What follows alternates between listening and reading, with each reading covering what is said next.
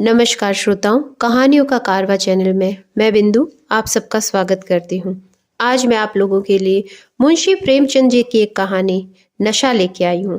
प्रस्तुत कहानी में प्रेमचंद जी ने कथनी और करने की विसंगति पर जबरदस्त व्यंग किया है। ईश्वरी एक बड़े जमींदार का लड़का था और मैं एक गरीब क्लर्क का, जिसके पास मेहनत मजदूरी के सिवाय और कोई जायदाद न थी।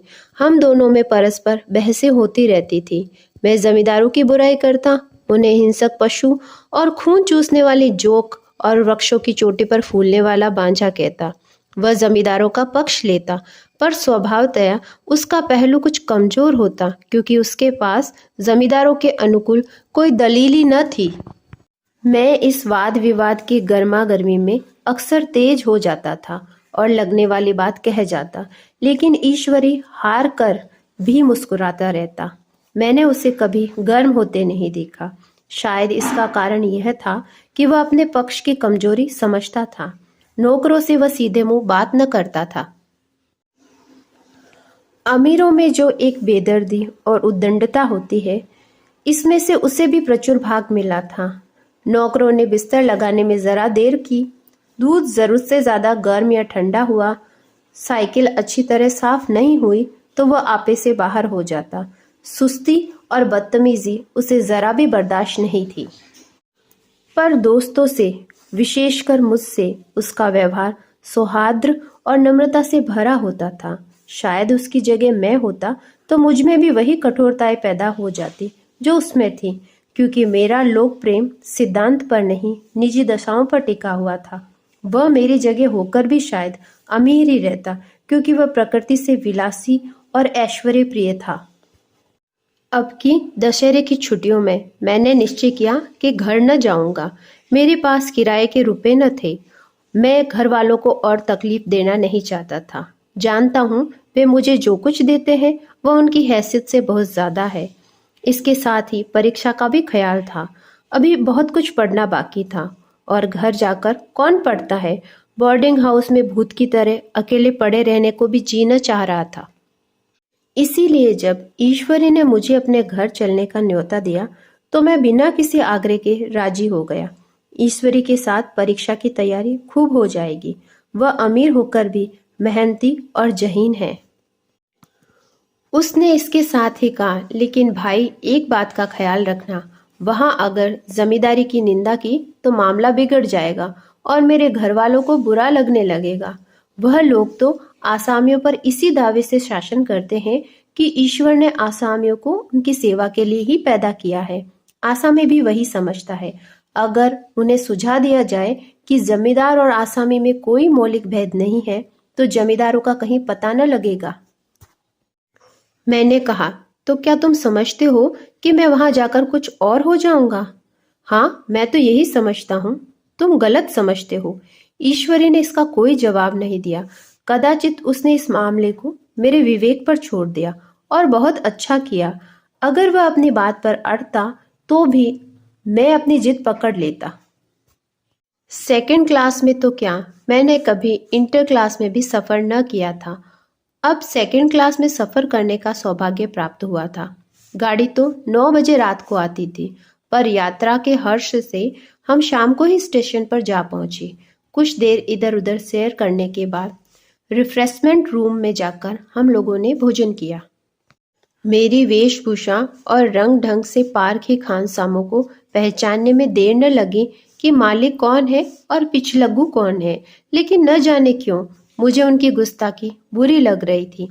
पैसे ईश्वरी की जेब से गए। शायद मेरे पिता को जो वेतन मिलता है उससे ज्यादा इन खानसामों को इनाम इकराम में मिल जाता होगा। एक अठन्नी तो चलते समय ईश्वरी ने ही दे दी। फिर भी मैं उस समय उन सब से वही तत्परता और विनय की प्रतीक्षा करता था जिससे वे ईश्वरी की सेवा कर रहे थे। ईश्वरी के हुक्म पर तो वे सब दौड़ते, लेकिन मैं कोई चीज मांगता हूँ तो वह उतना उत्साह नहीं दिखाते। मुझे भोजन में कुछ स्वाद न मिला। वह भेद मेरे ध्यान को संपूर्ण रूप से अपनी ओर खींचे हुए था। गाड़ी आई, हम दोनों सवार हुए। खानसामे ने ईश्वरी को सलाम किया और मेरी ओर देखा भी नहीं। ईश्वरी ने कहा, कितने तमीजदार हैं ये सब। एक हमारे नौकर हैं, कोई काम का ढंग ही नहीं। मैंने खट्टे मन से कहा, इसी तरह अगर तुम अपने नौकरों को भी 8 आने रोज इनाम में दिया करो तो इससे ज्यादा तमीजदार हो जाएंगे। तो क्या तुम समझते हो ये सब केवल इनाम के लालच में इतना अदब करते हैं? जी नहीं, कदापि नहीं। तमीज और अदब तो इनके रक्त में मिल गया है। गाड़ी चली, डाक थी, प्रयाग से चलती तो प्रतापगढ़ जाकर रुकी। एक आदमी ने हमारा कमरा खोला। मैं तुरंत चिल्ला उठा, दूसरा दर्जा है, सेकंड क्लास है। उस मुसाफिर ने डिब्बे के अंदर आकर मेरी ओर एक विचित्र उपेक्षा की दृष्टि से देखकर कहा, जी हाँ, सेवक भी इतना समझता है, और बीच वाली बर्थ पर बैठ गया। मुझे इतनी लज्जा आई कि कह नहीं सकता। भोर होते होते हम लोग मुरादाबाद पहुंचे। स्टेशन पर कई आदमी हमारा स्वागत करने के लिए खड़े थे। 2 भद्र पुरुष थे, 5 बेगार थे। बेगार ने हमारा लगेज उठाया। दोनों भद्र पुरुष पीछे पीछे चले। एक मुसलमान था, रियासत अली, दूसरा ब्राह्मण था, राम हरक। दोनों ने मेरी ओर अपरिचित नेत्रों से देखा, मानो कह रहे हूं, तुम कोवे होकर हंस के साथ कैसे? रियासत अली ने ईश्वरी से पूछा, ये बाबू साहब क्या आपके साथ पढ़ते हैं? ईश्वरी ने जवाब दिया, हाँ, साथ पढ़ते भी हैं और साथ रहते भी हैं। यूँ कहिए कि आप ही की बदौलत में इलाहाबाद में पढ़ा हुआ हूँ, नहीं तो कब का लखनऊ चला आया होता। अब की मैं इन्हें घसीट कर लाया। इनके घर से कई तार आ चुके हैं, मगर मैंने इनकारी जवाब दिलवा दिया। आखिरी तार तो अर्जेंट था, उसकी फीस 4 आने प्रति शब्द थी, पर यहाँ से उनका जवाब इनकारी ही गया। दोनों सज्जनों ने मेरी ओर चकित नेत्रों से देखा, आतंकित हो जाने की चेष्टा करते हुए जान पड़े। रियासत अली ने अर्धशंका के स्वर में कहा, लेकिन आप बड़े सादे लिबास में रहते हैं। ईश्वरी ने शंका का निवारण किया, महात्मा गांधी के भक्त हैं साहब, खद्दर के सिवा और कुछ पहनते ही नहीं। पुराने सारे कपड़े जला डाले, यो कहो कि राजा है। 2.5 लाख सालाना की रियासत है, पर आपकी सूरत देखो तो मालूम होता है कि अभी अभी अनाथालय से पकड़कर लाए हैं।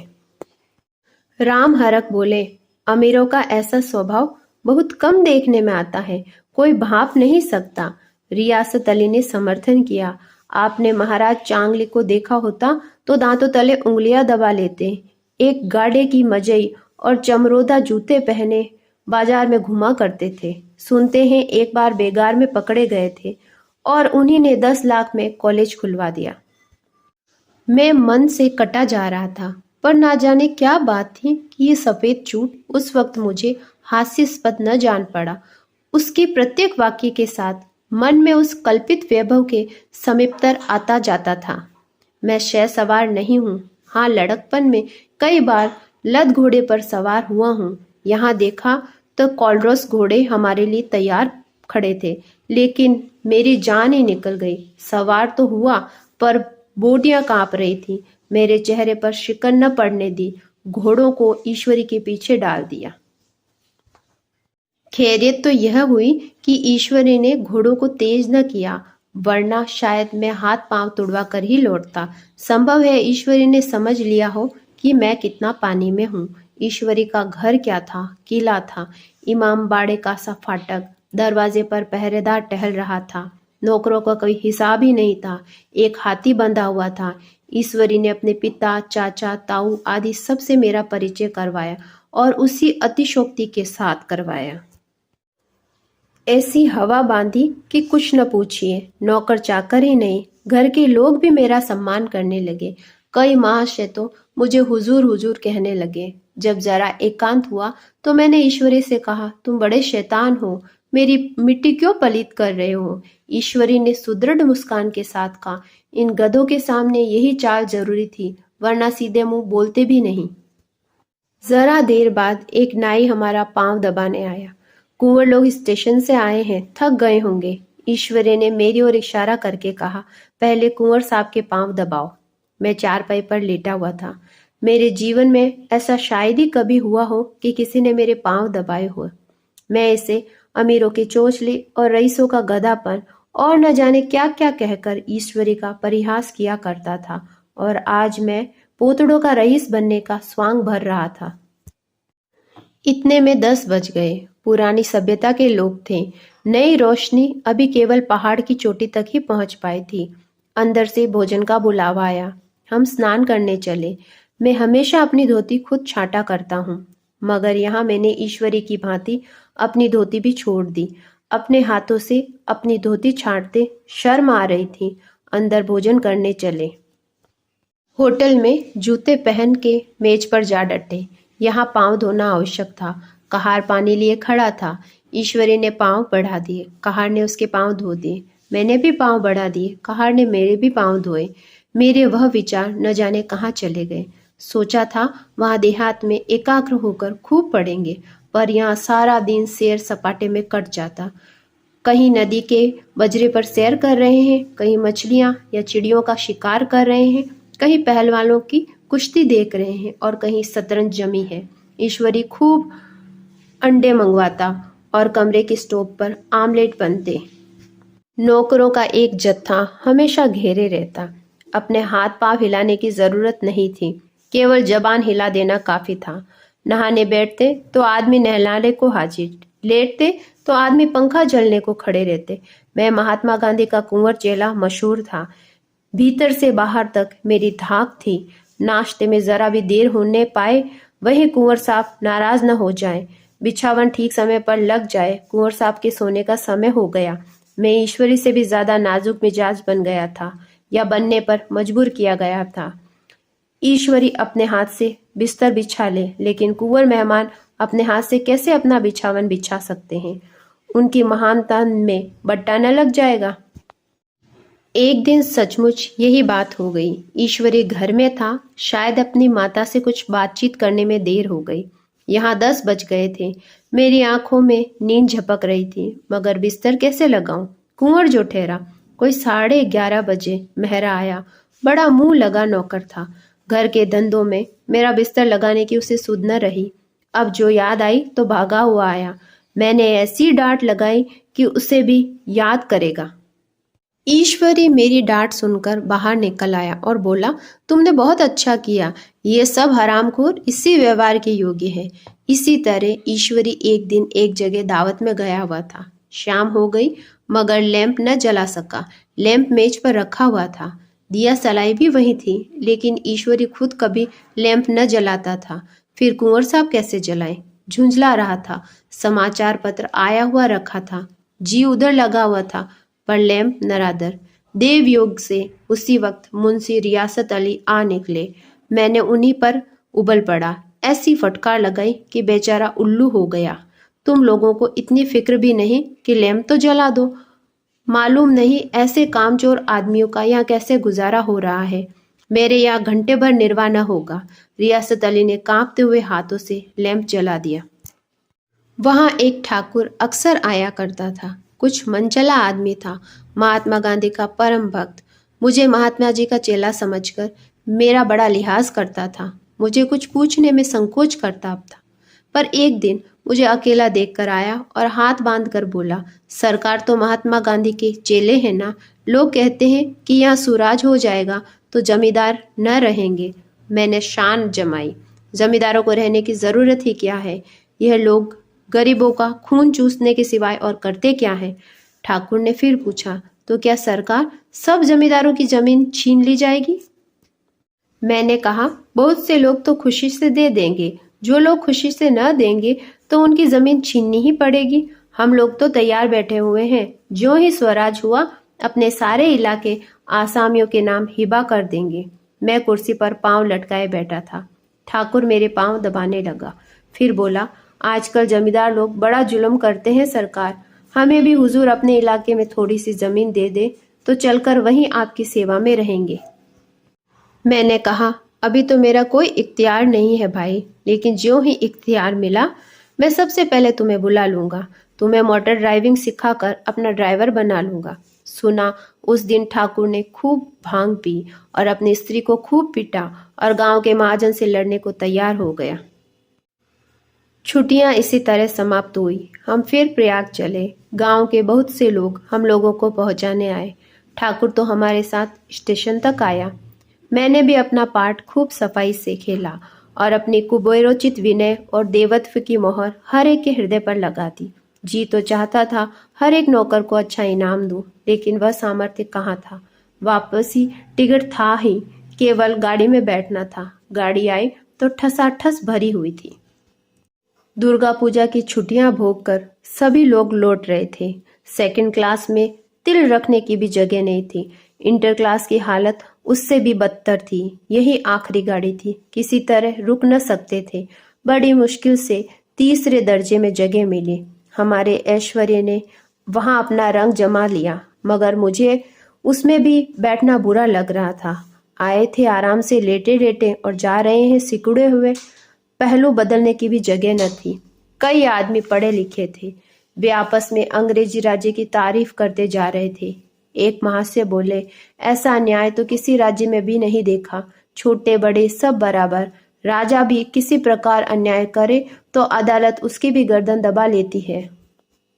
दूसरे सज्जन ने समर्थन किया, अरे साहब, आप बादशाह पर भी दावा कर सकते हैं।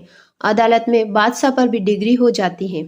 एक आदमी जिसकी पीठ पर बड़ा सा गट्ठर बंधा था, कलकत्ते जा रहा था।